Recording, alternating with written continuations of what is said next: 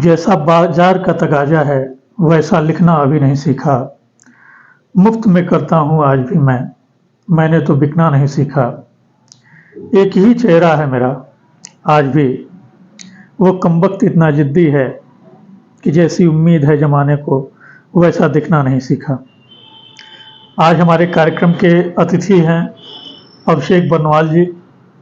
आप LIC के वरिष्ठ व्यवसाय सहयोगी यानी सीनियर बिजनेस एसोसिएट हैं।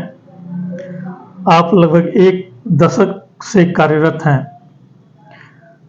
आज हम आपसे कुछ LIC के बारे में प्रश्न करेंगे और जानेंगे जन सामान्य के कुछ प्रश्नों के जवाब। हमारा पहला प्रश्न आपसे है, बीमा क्या है और कितने प्रकार के होते हैं? बीमा को आप ऐसे समझ सकते हैं कि बीमा अगर सामान्य शब्दों में कहा जाए तो क्षतिपूर्ति की संविदा है। क्षतिपूर्ति यानी जो हमारा नुकसान हुआ जी, उस नुकसान की भरपाई जो होती है। अब जैसे इसको ऐसे समझ सकते हैं कि आपके पास आपके भविष्य में बहुत सारे रिस्क हो सकते हैं, बहुत सारे जोखिम हो सकते हैं, खतरे हो सकते हैं। तो उन खतरों को अब अगर आपने खुद पे रखा जी, कल को वो घटना घटेगी कि नहीं घटेगी हमें मालूम नहीं, लेकिन अगर वो घट गई तो उसका जो भी नुकसान होगा वो आपको भरना होगा। जी, ठीक है। तो उस नुकसान की अब उसको हम भर पाएंगे नहीं भर पाएंगे हमें नहीं पता होता है और सभी लोग इसके लिए तैयार भी नहीं होते। तो इसके लिए कुछ लोगों ने उपाय निकाला, एक समूह बना। उस समूह ने क्या किया कि ये सोचा कि हम लोग एक सामूहिक फंड बनाते हैं। वो फंड क्या करेगा, इसको एक उदाहरण से समझाता हूँ मैं कि बहुत पहले समुद्री व्यापार हुआ करता था और गुजरात का तट अगर आप पकड़ते हैं, गुजरात से जहाज जाते थे अफ्रीका यूरोप जाते थे। बीच में सोमालिया पड़ता है, रावण जी के नाना जी का घर है। तब भी असुर थे, आज भी असुर हैं। अच्छा। ठीक है। तो उस रास्ते में बीच में कई जगह तूफान भी आते हैं और डाकू भी रहते हैं, लुटेरे भी हैं। तो उस वक्त हुआ कि कुछ जो समुद्री व्यापारी थे गुजरात के, उन्होंने तय किया कि हम लोग जा रहे हैं, हमारे सभी जहाज पहुंच नहीं पाते हैं, एक दो जहाज डूब जाते हैं, एक फंड बनाते हैं जी, और फंड को ऐसे उदाहरण से कह सकता हूँ मैं कि 10 जहाज जा रहे हैं, हर जहाज की कीमत 10,000 रुपये, जिसमें 10,000 का माल भरा हुआ है। तो सारे व्यापारियों ने तय किया कि हम लोग 1,000 रुपये का एक फंड बनाते हैं। उन्होंने उसको गुजरात में एक आदमी को दे दिया और वो जहाज निकले। अमूमन 10 जहाज जाते थे तो एक ही जहाज कहीं डूब जाता था या लूट लिया जाता था, 9 जहाज अपने गंतव्य पे पहुंच जाते थे। तो अब क्या हुआ, जिसका जहाज डूबा या लूट लिया गया तो उसको वो 10,000 रुपये दे दिए। अभी इस तरह से हुआ क्या कि किसी का नुकसान भी हुआ तो सब में बराबर बांट दिया गया। बांटने के बाद अब ऐसे किसी एक के ऊपर पूरा भार नहीं पड़ा, बोझ नहीं आया। इसी को कहते हैं बीमा। बीमा में क्या है, किसी एक व्यक्ति के नुकसान को कई लोगों में बराबर बांट देना। ठीक। अभी ये तो उस वक्त था कि एक महाजन था वो करता था इस तरह का, लेकिन कोई भी आदमी इसको नॉन प्रॉफिटेबल नहीं कर सकता। तो फिर धीरे धीरे इसमें प्रगति हुई, प्रगति होते होते आज ये इंस्टीट्यूट के फॉर्म में आ गया है और संस्थाएं कर रही हैं। संस्थाओं के अपने लाभ भी होते हैं, संस्थाओं के अपने खर्च होते हैं।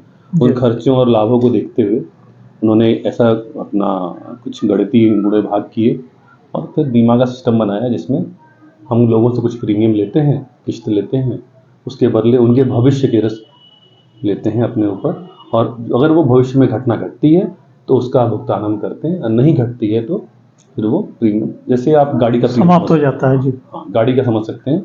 अब बीमा कितने तरह का होता है इसको आप समझ सकते हैं। बीमा को मोटा मोटी हम 4 भागों में बांट सकते हैं। वैसे 2 ही होता है, एक जीवन बीमा होता है, एक सामान्य बीमा होता है। सामान्य बीमा भी 3 पोर्शन होते हैं।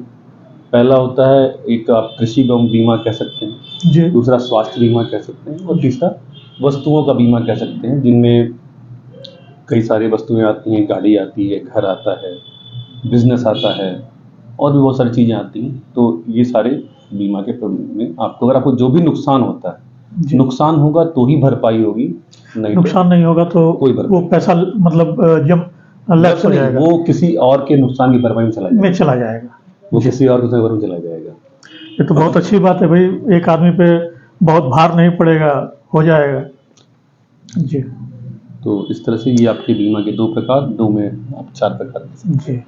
जीवन बीमा कराने के का क्या उद्देश्य यानी क्या फायदा है, क्यों कराना चाहिए इसको?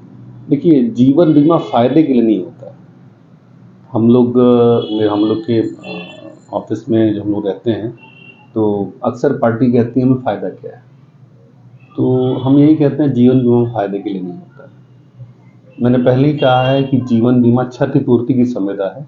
आपके जीवन में जो नुकसान हुआ, उसकी भरपाई करना हमारा काम है। जीवन बीमा कमाने के लिए नहीं होता।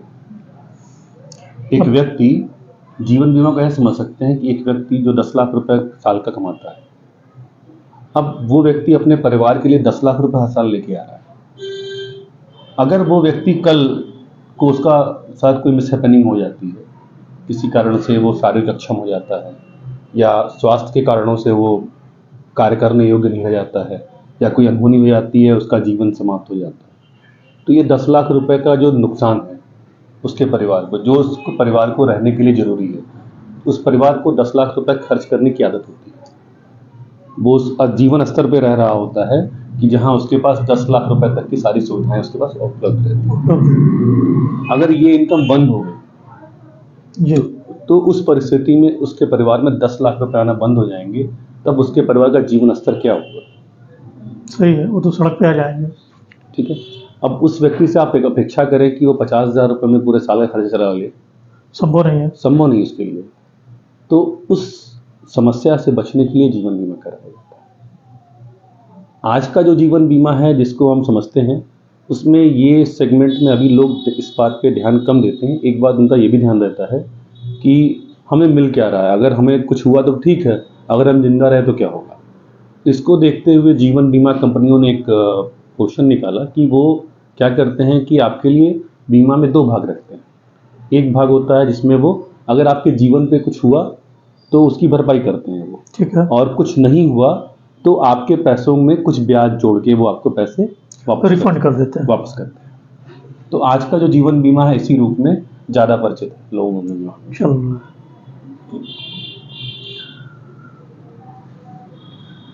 जीवन बीमा की रकम यानी एक व्यक्ति को कितना बीमा कराना चाहिए, इसका निर्धारण कैसे किया जाए? इसका निर्धारण बहुत आसान तरीका है। वैसे तो इसको प्रोफेसर ह्यूबर ने एक फार्मूला निकाला था जिसको हम मानव जीवन मूल्य कहते हैं। 1940 में फार्मूला निकाला गया था। इसको उन्होंने बताया कि हमारी जो वार्षिक आय है उसका कुछ गुना डिफाइंड है, वो अलग अलग उम्र के हिसाब से डिफाइंड है, इतना रुपए होना चाहिए। इसको आपके लिए ईजी करता हूँ मैं कि हमारे यहाँ एक चार्ट बना हुआ है, चार्ट कह सकते हैं, फार्मूला कह सकते हैं, जिसमें 18 साल से 35 साल तक अगर कोई युवा है और वो जितना भी रकम कमा रहा है साल का जी, उसका जो बीमा होना चाहिए उसकी इनकम का मिनिमम 25 गुना होना चाहिए। सालाना इनकम का 25 गुना होना चाहिए। यानी उसके परिवार, उसको कुछ हुआ जी जी, तो उसके परिवार को उसके 60 साल की उम्र तक किसी से पैसा मांगना ना पड़े, उतना रुपया उसको हर साल मिलता रहे। तो मिनिमम 25 गुना उसका बीमा होना चाहिए। यानी कोई व्यक्ति 10 लाख रुपए कमा रहा है, सीधे शब्दों में 25 गुना होना चाहिए जितना उसके साल की इनकम है। कोई 10 लाख रुपए कमा रहा है तो उसको 2.5 करोड़ रुपए होना चाहिए उसके पास, क्योंकि उसको अगर बाजार में ब्याज न भी मिले तो हर साल उसका परिवार 10 लाख रुपए भी खर्च करता है तो 25 साल तक वो आराम से कर लेगा, आराम से जीवन उसका चल जाएगा। और तब तक उसके घर में कोई ना कोई तैयार हो जाएगा कमाने के लिए, वो अपना तैयार हो जाएगा।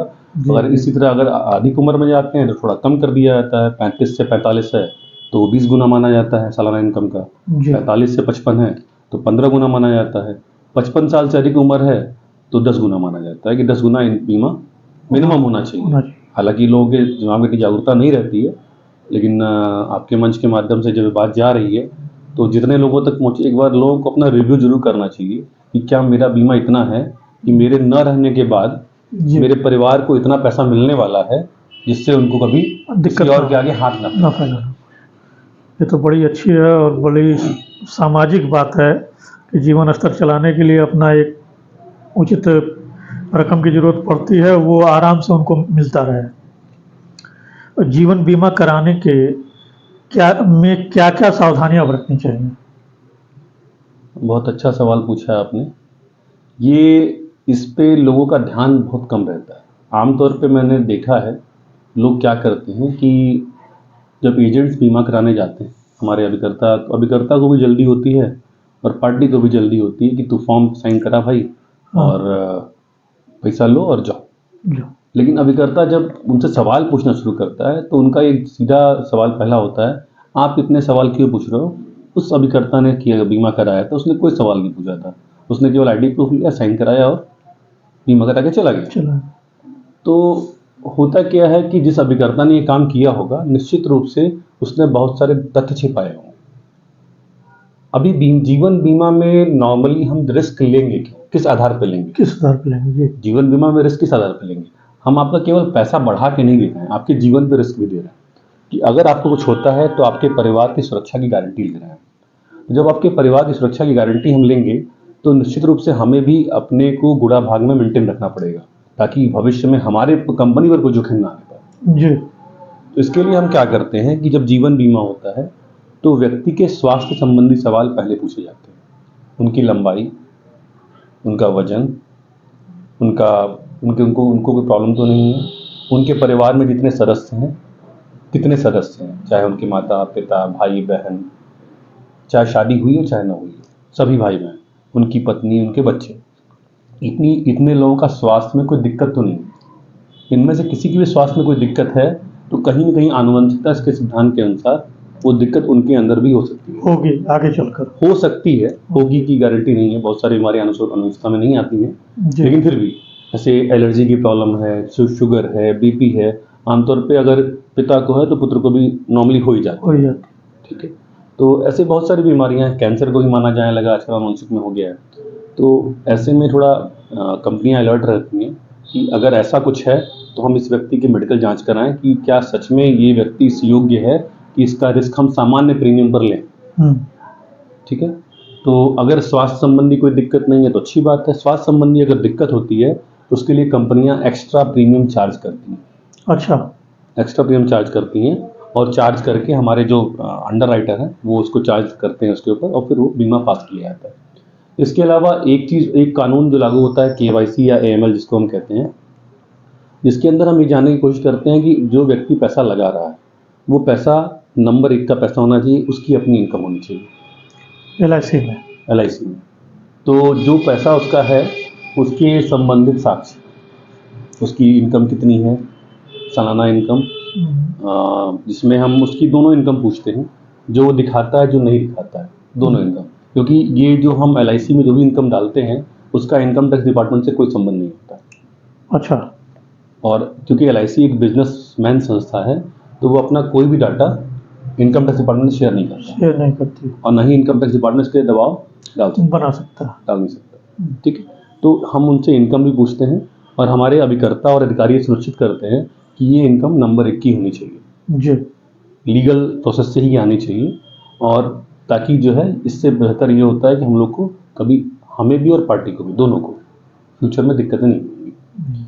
इसके अलावा जो सुविधाएं रखते हैं इसमें माता पिता का नाम, पैन नंबर, आधार डिटेल्स, ताकि अभी कोविड का जो समय बीता है तो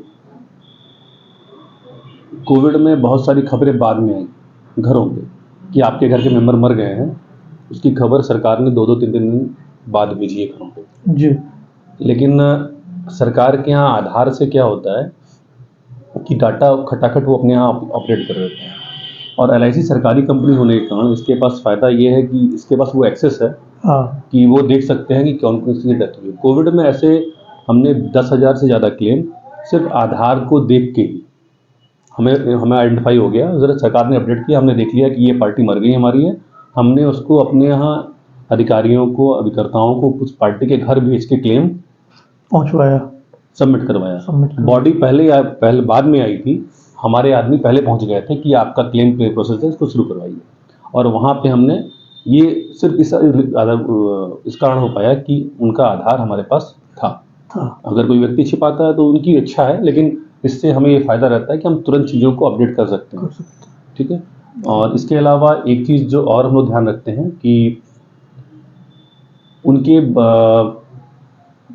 पासपोर्ट डिटेल्स, उनके एड्रेस डिटेल्स सब हमारे पास सही होने चाहिए, ताकि इन फ्यूचर कभी उनके पते बदलते भी हैं तो हम उनको सही पतों पर संपर्क करके मतलब उनसे संपर्क कर सकें। जी। नहीं तो अगर मोबाइल डिटेल, ईमेल आईडी अगर वो सही नहीं देंगे तो कल को उनसे हम संपर्क नहीं कर पाएंगे। कई लोग के पते बदल जाते हैं जी, तो उस कंडीशन में हम इन माध्यमों से संपर्क करते हैं उनसे जी। तो ये सारी चीज़ें अगर हम बीमा में ध्यान रखेंगे तो भविष्य में परिवार को भी आसानी होगी और हमें भी आसानी होती है, क्योंकि अभी कई जगह, अभी गुजरात में भुज में भूकंप आया था, अभी उत्तराखंड में जो बादल फटा था, उसमें कश्मीर में बाढ़ आई थी, उसमें हमने सिर्फ पॉलिसी नंबर के आधार पर पेमेंट किया है।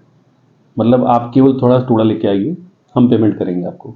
तो अगर हमारे पास अपडेट चीज़ें नहीं होंगी, हमारे पास LIC ने, भारत में LIC ऐसा संस्थान है जिसने अपने डाटा को कई जगह रखा हुआ है, स्टोर किया हुआ है। LIC के पास 3 सेंटर्स हैं जिसने अपना डाटा वहाँ स्टोर किया हुआ है। यानी एक सेंटर का डाटा हमारा अगर डिस्ट्रॉय होता है तो बाकी 2 सेंटर से हमारा सेफ रहता है। तो इस तरह से हमने डाटा स्टोर किया हुआ है कि अगर आप डाटा पूरा हमें दिए रहेंगे तो आपको कभी दिक्कत फ्यूचर में नहीं आएगी। और किस्तों वगैरह के बारे में पता कर चलता है कि मेरी किस्त छूट गई थी, ख़त्म हो गया, क्या हो गया, तो इसका क्या तरीका है? देखिए, आज का तो डिजिटल मीडिया का युग है। LIC ने बहुत सारे साधन दे दिए हैं कि आप जान सकते हैं। LIC ने एक व्हाट्सएप नंबर इशू किया है। अच्छा, वो नंबर क्या है? व्हाट्सएप नंबर है, उस व्हाट्सएप नंबर में अगर आप अपने रजिस्टर्ड नंबर से मैसेज करते हैं, केवल हाय लिख के भेजेंगे जी, तो आपकी जितनी भी LIC पॉलिसियां हैं उनकी डिटेल तुरंत LIC भेज देगी और उसके माध्यम से आप सब कुछ जान सकते हैं। अच्छा, अपनी पॉलिसी में जिसके लिए आप अभिकर्ता से परेशान होते हैं कि भैया मेरी पॉलिसी में नॉमिनी क्या है, एड्रेस क्या है, मेरी पॉलिसी में मनी बैक कब आने वाला है, मेरी पॉलिसी की मैच्योरिटी कब होने वाली है, मेरी पॉलिसी में प्रीमियम जमा हुआ है कि नहीं, मेरी पॉलिसी का इनकम स्टेटस क्या है। मतलब वो नंबर तो आपके यहाँ वो रजिस्टर्ड होना चाहिए ना? हाँ, ये शर्त। ये सब नंबर है उसका व्हाट्सएप का 8976 86 20 ये नंबर है। इस नंबर पे केवल हाय भेजना है। हाय भेजते ही जितने रजिस्टर्ड नंबर से जब व्हाट्सएप से हाय भेजेंगे तो तुरंत ही आपको वहाँ से जितनी भी पॉलिसियाँ रजिस्टर्ड आपकी हैं उनका डिटेल भेज देगा। मेरी 7 पॉलिसियाँ हैं, 7 पॉलिसियों का नंबर ये इकट्ठे आ जाता है। अब उसमें से जिस पॉलिसी के बारे में आपको जानना हो उस पॉलिसी के बारे में जानिए, नहीं तो आप एक एक करके सारी पॉलिसी के बारे में पूछ सकते हैं और ये सर्विस पूरी तरह फ्री है। इसके अलावा LIC के बहुत सारे लाइफ प्लस ऑफिस खुले हुए हैं। LIC के सभी ब्रांचेज हैं, उन ब्रांचेज पे भी आप जाके इंक्वायरी कर सकते हैं जी। अगर पार्टी ने अपना ईमेल आईडी जोड़ा हुआ है जी LIC पॉलिसी से तो आप कस्टमर पोर्टल का इस्तेमाल कर सकते हैं। कस्टमर पोर्टल खोल के ये सारी चीज़ें आपको वहाँ पे अपडेट मिलेंगी कि कितना रुपये आपकी पॉलिसी की कीमत हो गई है, आपकी पॉलिसी पे लोन मिल सकता है या नहीं, आप उस पर स्टेटस क्या है, इनकम टैक्स उस पर देख सकते हैं। आपकी पॉलिसी में कुछ चेंज करना चाहें तो आप कस्टमर पोर्टल पे जाके सारे काम कर सकते हैं। ये भी सुविधा LIC ने बहुत, और सबसे बड़ी बात ये है कि भारत में LIC पहली संस्था है जो जिसको हम फाइनेंशियल इंस्टीट्यूट्स में और सरकारी कंपनियों में जो डिजिटलाइज सबसे पहले होती है। अच्छा, ये तो बहुत बड़ी सबसे पहला कंप्यूटर LIC 1972 में आया था। अच्छा, हम 91 से ज़्यादा कंप्यूटर के बारे में जानते हैं पर LIC में पहला कंप्यूटर 1972 में आ गया था। और हम तब से आप डाटा देखेंगे तो 1985 के 90 के जो आपको बॉन्ड मिलेंगे सब कंप्यूटराइज मिलेंगे। ये LIC ने कंप्यूटर का अपना इस्तेमाल कर लिया था, इसलिए डिजिटली हम काफ़ी तेज़ी से साउंड कर रहे हैं और आगे बढ़ रहे हैं। अभी एक नई सुविधा आ गई आनंदा से, इसमें अभिकर्ता हमारे ऑनलाइन बीमा कर रहे हैं और ये सुविधा करीबन 3 साल से चल रही है। और इसमें अभी सुविधा ये आ गई है कि पार्टियां भी अब ऑनलाइन अपना रिवाइवल कर सकती हैं। अगर पॉलिसी बंद हो गई है तो ऑनलाइन चालू कर सकते हैं। थोड़ा सा आपको जानकार होना पड़ेगा, थोड़ा सा अवेयर होना पड़ेगा जी। एक ज्वलंत सवाल है इस समय का, लोग कह रहे हैं कि अडानी की कंपनियों के शेयर गिरने की वजह से LIC का सारा पैसा डूब गया है, क्या सच है इसमें? सच को की बात कही जाए तो मीडिया में लगातार सच आ रहा है। जी। हमें कुछ अलग से बताना नहीं, लेकिन फिर भी आपने सवाल पूछा है तो मैं बता दे रहा हूँ हाँ। कि ये अब राजनीतिक पार्टियां अपना कार्य कर रही हैं, क्योंकि उनकी भी अपनी रोजी रोटी है, हमारी जी। अपनी रोजी रोटी है, तो वो अपनी रोजी रोटी चला रहे हैं। जी। ठीक है, अब किस पार्टी ने क्या बोला इस पे तो मैं कुछ नहीं कह सकता, लेकिन हम इतना जानते हैं कि एलआईसी उस स्थिति में है कि एलआईसी को कोई छू नहीं सकता। एक जब एलआईसी बनती है 1956 में, तो जी। 1956 में एलआईसी एक्ट में एक्ट 37 है जो ये कहता है कि एलआईसी में जितने भी रुपए लगाए गए हैं बीमा धन के रूप में जो घोषित किया गया, और जितने भी रुपए एलआईसी ने बोनस घोषित किया है उस पॉलिसी के लिए, एलआईसी असल बोनस घोषित करती है, वो सारे पैसे guaranteed by government of India, यानी भारत सरकार उस एक एक पैसे की गारंटी लेती है, जितने रुपए का बीमा धन है और जितने रुपए बोनस एलआईसी घोषित कर चुकी है। एलआईसी अगर नहीं दे पाती है तो उसकी पूरी देनदारी भारत सरकार की है, और उसके लिए वो मना नहीं कर सकते। इसके लिए एलआईसी करती क्या है, एलआईसी इसके लिए अपने प्रॉफिट का 5% सन 1956 से लेके आज तक देती आई है भारत सरकार को देती आई है, और ये उस गारंटी के बदले ही है। रानी जी हैं या कोई भी है, इससे एलआईसी को बहुत एलआईसी को फर्क न पड़े इन उसके किसी भी कंज्यूमर को, कस्टमर को फर्क नहीं पड़ेगा, उसका सारा पैसा पूरी तरह सुरक्षित है। अब बात आती है अडानी विवाद की, तो इसके पहले ही बहुत सारे विवाद उठे हैं, आईडीबीआई का विवाद उठा था और भी विवाद उठे जब एलआईसी ने कुछ ऐसी संस्थाओं में पैसा लगाया जहाँ पे लगा कि लोगों को घाटा हो रहा है, तो विवाद उठे हैं और एलआईसी पे आरोप लगाए गए हैं। एलआईसी की एक खास बात है, एलआईसी किसी भी कंपनी में पैसा कब लगाती है? एलआईसी पैसा तब लगाती है जब उसके शेयर डाउन होते हैं। अच्छा, एलआईसी हमेशा पैसा तब लगाती है जब शेयर डाउन होते हैं। जब कंपनी राइजिंग कर रही होती है तो पैसा नहीं लगाती है। अब एलआईसी का अपना एक बोर्ड है, वो इस पे पूरा ध्यान रखता है, और एलआईसी की निवेश प्रक्रिया इतनी अच्छी है कि बहुत पहले रतन टाटा जी की अपनी टाटा कंसल्टेंसी है, उन्होंने उनसे कहा कि अगर आपको निवेश पैटर्न फॉलो करना हो तो एलआईसी का पैटर्न फॉलो करिए। रतन टाटा अपनी कंपनी को बोल रहे हैं कि आपको निवेश पैटर्न फॉलो करना हो तो एलआईसी का पहले फॉलो करिए, क्योंकि एलआईसी इस पे ध्यान देती है कि जहां हम पैसा लगा रहे हैं उसका पूरा प्रोफाइल चेक करती है। अडानी जी के विवाद के समय जनवरी में जब विवाद आया, तो उस वक्त 80,000 करोड़ के लगभग शेयर थे, जिसकी कीमत गिर के 54,000 करोड़ हो गई थी, और कहा गया कि एलआईसी को करीबन 26,000 करोड़ रुपए घाटा हो गया। ठीक है, जबकि वास्तविकता ये थी कि एलआईसी ने इसमें केवल 30,000 करोड़ रुपए लगाए थे, और 30,000 करोड़ रुपए लगाए थे, और उसमें उस वक्त उसकी प्राइस 80 लाख करोड़ रुपए थी। 80,000 करोड़ रुपए थी, और वो शेयर घट के 54,000 करोड़ रुपए हो गए।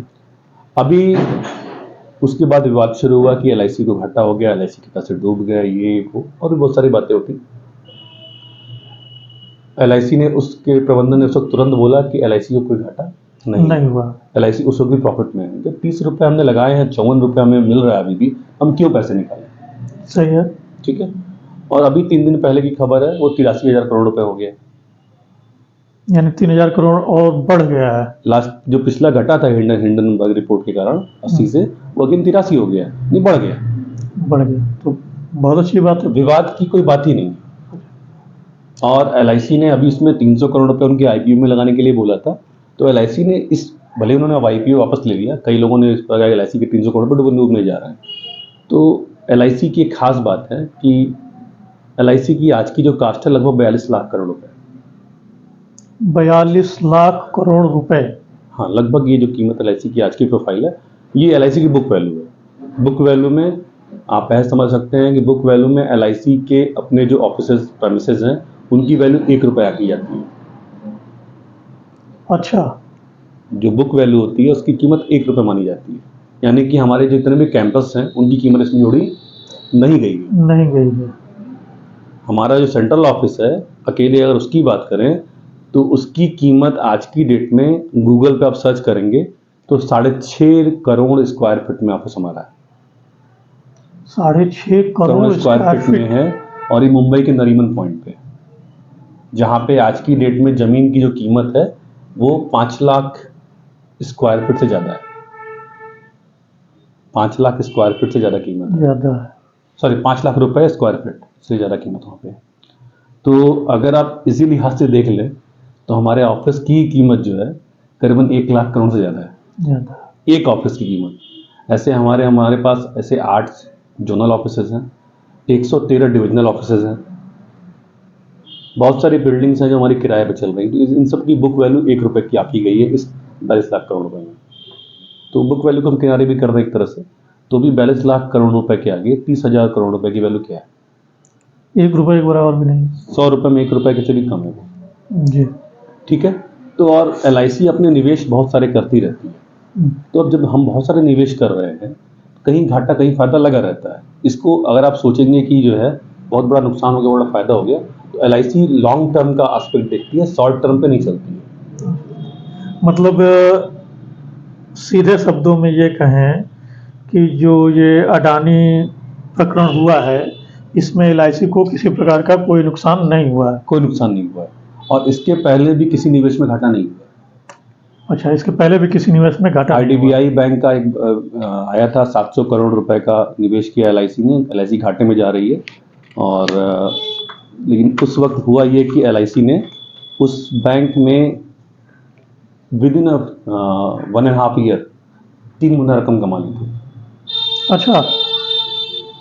1.5 साल के भीतर। अच्छा, इस पे अब एक प्रश्न बनता है जी। कि LIC अपने इन्वेस्टमेंट कैसे करती है और मतलब कि इतना कम रिटर्न देती है, और इसकी कहानी क्या है? पूरी LIC कहानी बताइएगा A to Z, ताकि समझ में आवे। मैं प्रयास करता हूँ, क्योंकि जी। LIC महासागर है, हम लोग उसमें एक बूंद है। जी, बूंद है। LIC का जो प्रोफाइल है उसमें अभी जो वर्तमान में LIC को अनुमति है, वो जी। अनुमति है हमारे टोटल जो इनकम है उसका 25% मार्केट में डाल सकते हैं, और 75% हम सरकारी संस्थाओं में डालते हैं। सरकारी संस्थाओं का मीन्स जहाँ पे सरकार का ओनरशिप है वहाँ पे, जिसमें RBI के बॉन्ड, गवर्नमेंट्स के बॉन्ड, इसके बाद जितने भी सार्वजनिक उपक्रम है, NTPC है, NHAI है, या हाइड्रो पावर प्लांट्स हैं, या आप बहुत सारे डिपार्टमेंट्स हैं, जल निगम हैं, कॉरपोरेशंस हैं, ये सभी जगह पे जो गवर्नमेंट ओन्ड है इनमें हम पैसा लगाते हैं, लगभग 75% तक। अच्छा, 75% सरकारी में और 25% जो है प्राइवेट में। जी। अब सरकारी में क्या होता है कि सरकारी LIC पहले जहाँ भी पैसा डालती है सरकारी में, वहाँ पे गवर्नमेंट गारंटी के साथ डालती है। अच्छा, गवर्नमेंट की गारंटी रहती है वहाँ, चाहे वो स्टेट गवर्नमेंट की हो चाहे सेंट्रल गवर्नमेंट की हो। जिस गवर्नमेंट की संस्था होगी, चाहे स्टेट की हो चाहे सेंट्रल की होगी, वो गवर्नमेंट उसकी गारंटी लेती है कि ये संस्था रहे चाहे न रहे, इसमें जितना पैसा आपने लगाया है उसका ब्याज आपको मिलेगा। उसका ब्याज आप हमेशा मिलता रहेगा। मूलधन की भी गारंटी लेती है। अच्छा, मूलधन की भी गारंटी लेती है। मूलधन ब्याज दोनों की गारंटी लेती है। एक उदाहरण लेता हूँ, XYZ संस्था ले लीजिए, मैं संस्था का नाम नहीं बोल सकते। तो XYZ कोई संस्था ले लीजिए जिसमें जो गवर्नमेंट संस्था है, ठीक है, उसको LIC ने मान लीजिए 10,000 करोड़ रुपये दिए। तो 10,000 करोड़ रुपये जब उसको देती है, तो जिस गवर्नमेंट, मान लीजिए यूपी गवर्नमेंट के ऑनर में आता है वो, तो यूपी गवर्नमेंट उसकी गारंटी लेती है। ये 10,000 करोड़ रुपए की हम गारंटी लेते हैं, और LIC ने बोला कि इस पे हमें 9% ब्याज चाहिए सभी को। ठीक है। तो स्टेट गवर्नमेंट गारंटी लेती है कि ये संस्था आपको 9% ब्याज रेगुलर देगी। LIC ऐसी महाजन है जो अपने असद को प्यार करती है, मूल को प्यार नहीं करती। अच्छा, वो ब्याज से मतलब रखती है, मूल रखे रहो। अच्छा, मूल रखे रहो, ब्याज देते रहो, मूल वापस नहीं लेती। अच्छा, नॉर्मली हम मूल वापस नहीं लेते हैं, ऐसी कोशिश करते हैं कि हम मूल हमारा पड़ा रहे और असद लेते रहे। क्योंकि हमारे यहाँ कहा जाता है कि अक्सर लोग जो बड़े लोग होते हैं वो अपने बेटों को उतना प्यार नहीं करते जितना पोतों को प्यार करते हैं। पोतों को प्यार करते हैं, नवासे को प्यार करते हैं। ठीक है, सही है। तो वैसे LIC भी अपने पोतों को प्यार करती है, बेटों को उतना प्यार नहीं करती है। और हालांकि गारंटी बेटों की भी होती है और पोतों की भी होती है। जी जी। ऐसा LIC ने कर रखा है। अब क्या होगा कि वो संस्था जो XYZ है, वो 10,000 करोड़ रुपये हर साल 9% ब्याज देती रहेगी। वो आज ही नहीं देगी, वो अगले कई सालों तक देती रहेगी। देती रहेगी। और वो कई साल कब तक होंगे ना एलआईसी को पता है ना उस कंपनी को पता है। जब तक वो कंपनी जिंदा है तब तक वो देती रहेगी। ठीक है। और अगर कंपनी डूब गई तो कंपनी अगर डूब गई तो उसकी गारंटी स्टेट गवर्नमेंट ने ली है। गवर्नमेंट लिए हुई है। स्टेट गवर्नमेंट ने वो 10,000 करोड़ भरना है। हाँ। उसका 9% ब्याज भरना है। अच्छा, अब उनको भरना है। वो हमें कुछ नहीं करना उसमें। अच्छा। वो ये इसको आप कह सकते हैं कि अनब्रेकेबल एग्रीमेंट होता है हमारा। अनब्रेकेबल एग्रीमेंट है। आप इसको एक एग्जांपल में लाइव एग्जांपल दे सकता हूँ कि धीरू भाई अंबानी का जो जामनगर रिफाइनरी है, जी जी, 1991 में एलआईसी ने उसमें लगभग 44,000 करोड़ रुपए लगाए थे। 91 में। और उस 44,000 करोड़ पे आज भी एलआईसी 14% ब्याज लेती है। 14% रिटर्न लेती है। रिटर्न ब्याज लेती है। और उस 14% के बाद उस जामनगर रिफाइनरी के टोटल प्रॉफिट का 9% भी एलआईसी को हर साल मिलता है। जब तक वो रिफाइनरी रहेगी तब तक एलआईसी को ये पेमेंट मिलता रहेगा। तो एलआईसी को अपने किसी भी निवेश में घाटा नहीं होता है। हाँ, 25% शेयर जो हम मार्केट में लगाते हैं यहाँ पे ऊपर नीचे हो सकता है। होता अभी तक तो हुआ नहीं है, लेकिन हो सकता है। और एलआईसी जो भी निवेश करती है 1-2 साल के लिए नहीं करती, लॉन्ग टर्म के लिए करती है। हमारा कुछ पैसा लगता है, जो 15 डे का एक मार्केट होता है उसमें लगता है। तो उसके लिए हमारे कई अपना बोर्ड बना हुआ है, वो उसमें काम करता है, जिसमें 15 डेज में हमारा प्रॉफिट तुरंत मिलता है। और जो आमतौर पर पोर्ट पे होता है जी।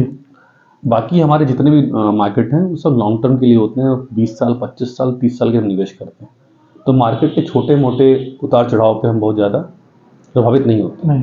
हमारा बोर्ड बैठा हुआ है, वो लगातार ऑब्जर्व करता रहता है, कंपनी की प्रोफाइल्स को पढ़ता रहता है और देखता रहता है कि कंपनी को घाटा हो रहा है कि नहीं हो रहा है। अडानी वाले केस में भी यही हुआ। हमने प्रोफाइल का पूरा अध्ययन किया था। अध्ययन करने के बाद हमने देखा कि अडानी की राइजिंग रियल ग्राउंड पे हो रही है। उसमें हवाई कुछ नहीं है। शेयर मार्केट में उठापटक से ये फर्क नहीं पड़ता है कि आपकी प्रॉपर्टी कम हो गई। अगर हमने एक घर खरीदा है जी, ठीक है, इस घर की कीमत आज मान लीजिए 10 लाख रुपए है, ठीक है। कल को यहाँ पे कुछ गवर्नमेंट ऑफिसेज बन गए तो शायद इसकी कीमत 20 लाख रुपए हो जाएगी, ठीक है। परसों यहाँ पे ओवरब्रिज बन जाए, बगल में ओवरब्रिज बन जाए, तो वापस इस घर की कीमत 8 लाख रुपए हो जाएगी। 8 लाख हो जाएगी। घर तो वहीं का वही है और 8 लाख तो है ही ना है। वो कीमत हमने बेचा नहीं है। जब बेचेंगे तब उसकी कीमत मिलती है आपको। तो कीमत ऊपर नीचे होती रहती है, उससे हमारी प्रॉपर्टी फर्क नहीं पड़ा। प्रॉपर्टी वहीं की वहीं है। तो अडानी केस में भी वही हुआ, हर केस में वही होता है। अब मार्केट में मीडिया को न्यूज़ बनानी होती है, वो न्यूज़ बना देते हैं, ठीक है। न्यूज़ बना के क्या आपके अनुसार जनता एलआईसी पर भरोसा करे? इसका जवाब मैंने शुरुआत में दे दिया है कि एलआईसी पर आपने जो भी रुपया डाला है जी, वो guaranteed by government of India. आपने 1 रुपया का नोट अगर देखा होगा तो उसमें वित्त सचिव का साइन होता है जी। वित्त सचिव क्या बोलता है, मैं धारक को 1 रुपया देने की गारंटी देता हूँ। वैसे एलआईसी बॉन्ड पे लिखा होता है कि जो है वो 1 रुपया का नोट है। बाकी आपके 500 रुपए का नोट हो, चाहे 100 रुपए का नोट हो, चाहे 2000 नोट हो, उस पर आरबीआई गवर्नमेंट लिखता है, गवर्नमेंट ऑफ इंडिया लिखती है। लेकिन 1 रुपए के नोट पे वित्त सचिव लिखता है कि गवर्नमेंट ऑफ इंडिया गारंटी यहाँ पे। सेम 1 रुपए का नोट हमारा एलआईसी का पॉलिसी बॉन्ड, जिसकी पूरी गारंटी होती है। मतलब सचिव की उसमें होती है, वित्त सचिव के नहीं, वित्त मंत्रालय के अधीन। वित्त सचिव। आपका एक जवाब रह गया है, एलआईसी रिटर्न कम क्यों देती है, वही दे देता हूँ मैं। जी। रिटर्न कम देने का एक बहुत बड़ा कारण हमारा है कि हमारा 75% पैसा गवर्नमेंट इंस्टीट्यूट में जाता है, जहाँ पे गारंटी होती है गवर्नमेंट ऑफ इंडिया की। तो जहाँ पे भी गारंटी होती है, निश्चित रूप से समझिए वहाँ पे रिटर्न कम आएगा जी। तो हमें वहाँ पे रिटर्न कम मिलता है। अब वो रिटर्न जितना भी हो, 5%, 6%, 7%, 8%, जो भी रिटर्न हो, उसके बाद अब वो रिटर्न में हमें अपने एलआईसी का भी खर्चा देखना है, अभिकर्ताओं का भी खर्च देखना है, और हमें डेथ क्लेम भी मेंटेन करने हैं जी। तो इस लिहाज से वहाँ पे हमें देखना पड़ता है, और देखने के बाद फिर हम, अभी कॉम्पिटिटिव मार्केट चल रहा है, तो उसके लिए हम 25% पैसा जो लगाए हैं मार्केट में, उससे जो हमें रिटर्न आता है, उससे मेंटेन करके कुछ चीज़ें बेहतर तरीके से आपको दे पाते हैं, ठीक है। इसीलिए हमारा थोड़ा रिटर्न कम रहता है, क्योंकि हमारा मैक्सिमम पैसा गवर्नमेंट वाली संस्थाओं में लगा हुआ है, जहाँ पे रिटर्न हमें मिनिमम मतलब रिटर्न आपका कम है लेकिन पैसे की गारंटी है कि वो आपको मिलेगा, मिलेगा ही, उसमें कोई दो राय नहीं है। कोई दो राय नहीं। यानी आप गारंटी देते हैं कि पैसा रिटर्न मिलेगा ही मिलेगा। गारंटी देने वाले हम कौन होते हैं? वो तो भारत सरकार बैठी हुई है। भारत सरकार बैठी हुई है और संसद में LIC एक्ट में बना हुआ है कि भाई LIC एक्ट की धारा 37 में स्पष्ट लिखा हुआ है एक गारंटी हम नहीं कहते हैं, संसद कहती है, संसद एक्ट कहता है। आपके अनुसार कोई एक ऐसा उदाहरण है जिसमें LIC से किसी परिवार को लाभ हुआ हो जिसके आप साक्षी हो? ऐसे तो साक्षी में बहुत सारे परिवारों का हूँ कि कोविड के बाद से हाँ, कोविड के बाद से तो ऐसा मतलब बाढ़ सी आ गई है डेथ क्लेम्स की। जी मुझे ध्यान में है कि कोविड के पहले जी 2020 के पहले की बात करें तो मेरे टेबल पे मुश्किल से महीने में एक क्लेम आ जाए तो बड़ी बात है। जी जी लेकिन कोविड के बाद से तो हर हफ्ते एक क्लेम पेपर पर मुझे साइन करना होता है। जी मतलब साल भर में 50-60 क्लेम हमारी टीम, मेरी अपनी टीम दे रही है। बाकी LIC के और भी बहुत सारे एजेंट्स हैं वो जो क्लेम दिलवा रहे हैं। यानी मृत्यु बहुत तेजी से हो रही है। इनमें कुछ परिवारों का साक्षी मैं भी रहा हूँ, क्योंकि मेरी आदत है कि मैं जब क्लेम पे साइन करता हूँ तो कोशिश करता हूँ कि पार्टी से भी मिलूं या बात करूं कि भाई सच में क्लेम जेन्युइन है या नहीं। एक क्लेम मुझे याद है कि जंगीपुर के पास एक गांव पड़ता है पहतिया, वहां पे एक महिला है, उसका पति कह सकते हैं कि वो पूरी तरह स्वस्थ था और दवा सप्लाई करने का कुछ काम करता था, कुछ ड्राइविंग का भी काम करता था और खेती वगैरह का छोटा सा काम था उसका। पत्नी अनपढ़ थी, माँ उसकी जो है उसका ट्रीटमेंट अच्छे हॉस्पिटल में गाजीपुर में हो रहा था, ठीक ठाक कमाई थी, 4 लाख के आसपास कमाई रही होगी इस परिवार की। बच्चे भी अच्छे स्कूल में पढ़ रहे थे और उसको पता नहीं क्यों कैसे बीमा लेने के 2 साल बाद ही डायलिसिस पे आ गया वो और फिर इन 6 मंथ उसकी डेथ हो गई। तो मेरा पहला सवाल था इसका बीमा कितने का है, क्योंकि जो परिवार 4 लाख रुपए खर्च कर रहा होगा, अगर उसका बीमा छोटा होगा तो निश्चित रूप से वो परिवार का कुछ होने वाला नहीं। ठीक है, क्योंकि हम लोग इसको एग्जाम्पल में भी क्रिएट करते हैं इस पर इसको। तो खैर पता चला कि कुल मिला के इस परिवार का बीमा 6 लाख रुपए का बीमा था और 6 लाख में उसको जो हम लोगों ने क्लेम दिलवाया क्या जो उसके लिए जिसके लिए वो एलिजिबल था, करीबन 7.5 लाख रुपए क्लेम था उसके परिवार के। 7.5 लाख रुपए उसके परिवार को गए।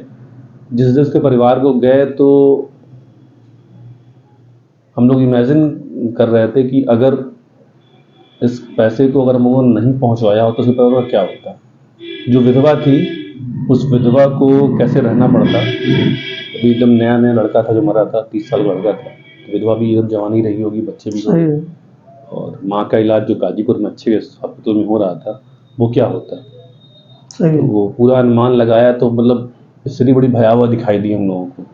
और जब हम 6.5 लाख रुपए लेके गए वहाँ पे, उसके खाते में पहुँचे, उसके बाद उसके घर जाने का मौका मिला, तो जो आनंद उसकी पत्नी के चेहरे पे और सुकून था, उनकी माँ के चेहरे पे जो सुकून था कि कुछ अब भविष्य संवर जाएगा। हाँ, बेटा नहीं है तो पैसा है, कुछ संवर जाएगा। और मतलब वो उस पैसे 7.5 लाख रुपए थे, 7.5 लाख रुपए में कुछ तो चलेगा जी। 4 लाख रुपए खर्च करते थे वो लोग, अब 4 लाख खर्च नहीं होंगे, ठीक है 2 लाख रुपए ही खर्च होंगे, लेकिन बाकी से कुछ बिजनेस हो चुकेगा उनके, कर पाएगा जी, कुछ बिजनेस कर पाएंगे, क्योंकि विधवा थी तो वो बहुत कुछ बाहर के काम नहीं कर सकती है। इन छोटी मोटी दुकान भी कर लेंगी तो एक सामान्य जीवन स्तर चल जाएगा। ये समाज में एक विधवा को कितने चैलेंजेस फेस करने पड़ते हैं, जब कल्पना करिए तो जब विधवा जवान होती है जी जी, और उसके लिए जिम्मेदार कौन होता है, कहीं ना कहीं समाज ही पति जिम्मेदार होता है, जिसने अपना प्रॉपर इंश्योरेंस नहीं करवाया। सही बात, कोई कुछ भी कहे हम खुद जिम्मेदार हैं। हमारा परिवार अगर सफर कर रहा है तो हम खुद जिम्मेदार हैं कि हमने प्रॉपर इंश्योरेंस क्यों नहीं। चलिए, बड़ी अच्छी जानकारियां आपने LIC के संबंध में दी और दर्शकों को ये जानकारी होगी कि हमें एलआईसी कैसे करानी चाहिए, कितने की करानी चाहिए और एलआईसी पे हमें पूरा भरोसा करना चाहिए। और शेयर गिरते रहेंगे, शेयर चढ़ते रहेंगे, राजनीति होती रहेगी और दुनिया चलती रहेगी, लेकिन एलआईसी जो है अपनी जगह बनी रहेगी। इसी विश्वास के साथ आपका बहुत बहुत धन्यवाद। धन्यवाद।